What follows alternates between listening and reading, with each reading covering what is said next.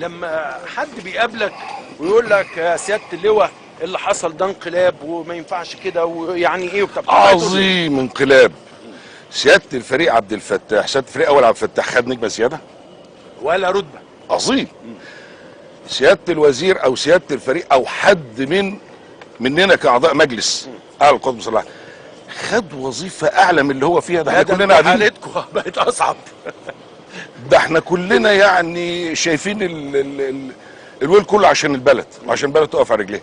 لقيته سياده الوزير سياده فريق اول عبد الفتاح بقى رئيس وزراء، بقى رئيس جمهوريه، عمل مجلس رئاسي والراجل اشترك فيه زي ما هو وزير دفاع.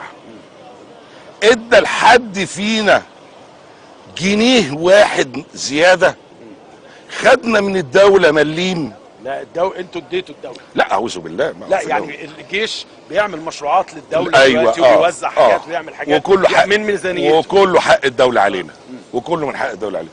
يا جماعه انقلاب يعني معناها عسكريين تولوا مقاليد الامور في الدوله. لا في عسكريين تولوا مقاليد الامور. الطقم كله مدني ما فيهوش غير سياده الفريق اول عبد الفتاح في نفس وظيفته نفس مكانه وكلنا في نفس وظيفتنا ونفس مكاننا.